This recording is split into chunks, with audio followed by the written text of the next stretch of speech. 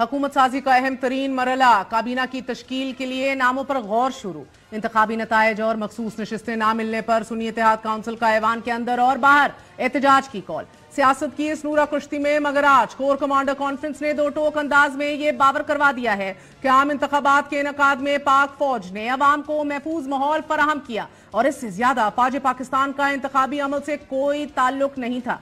Core commander conference ने अपने एलामिये में इस बात पर तशवीश का इजहार किया कि कुछ मखसूस सियासी अनासिर सोशल मीडिया और मीडिया के कुछ प्रोग्रामों में मुदाखलत के गैर मुसद्दक़ा इल्जामात लगाकर मुसल्लह फौज को बदनाम कर रहे हैं, जो इंतहाई काबिल मुजम्मत है। एलामिया के मुताबिक बदकिस्मती की बात यह है कि गुड गवर्नेंस, मुआशी बहाली, सियासी इस्तेकाम और अवामी फलाह बहबूद जैसे हकीकी मसाइल पर तवज्जो मरकूज करने की बजाय ऐसे मुफाद परस्त अनासिर की पूरी तवज्जो अपनी नाकामियों को पसे पुष्ट डालकर सियासी अदम इस्तेकाम और गैर यकीनी सूरत हाल पैदा करने पर मरकूज है।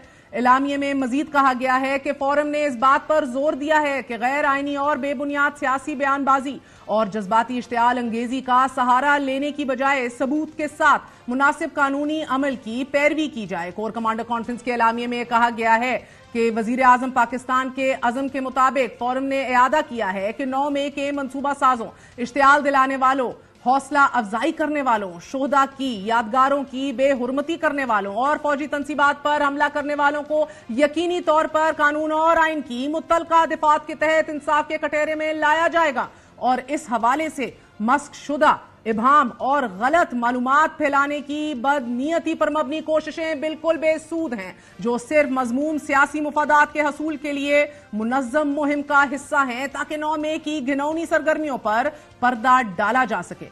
फोरम ने बाज मजमूम अनासिर की जानिब से मुआशरे में मायूसी और तकसीम डालने के लिए फैलाए जाने वाली मुनज़्ज़म, झूठी और जाली खबरों पर तशवीश का इजहार किया है और अवाम पर यह जोर दिया है कि वो मुस्बत और मुत्तहिद रहें और मुल्की तामीर और तरक्की में दिलो जान से हिस्सा लें।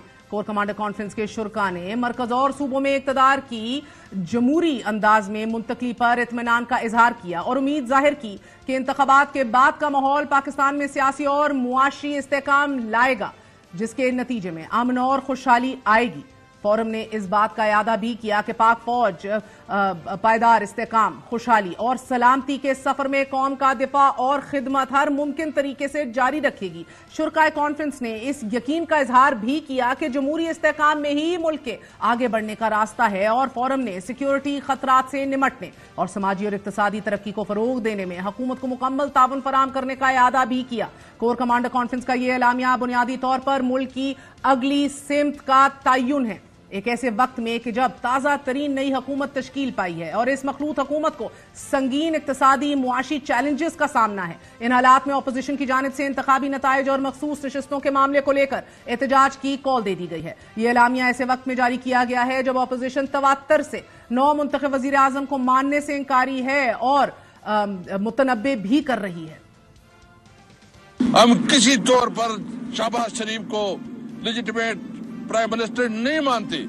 हम कहते कि जाली है, अगर इस तरह इलेक्शन होती है तो मुल्क कैसे बचेगा। मुझे तो डर है खुदा ना ख्वास्ता इस मुल्क पे बगावत ना आ जाए।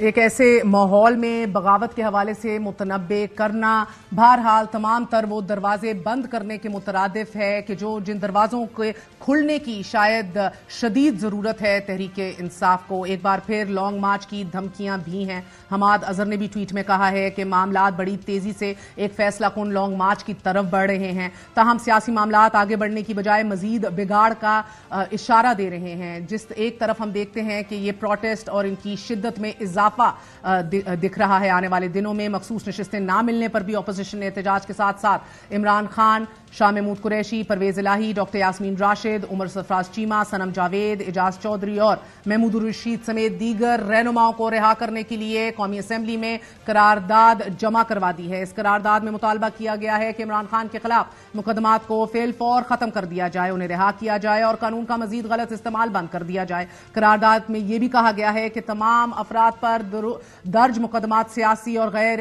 कानूनी हैं। एक तरफ हुकूमत साजी के लिए सफबंदी तो दूसरी जानिब ऐवान के अंदर और बाहर अपोजिशन के लिए सफराई की शुरुआत हो गई है।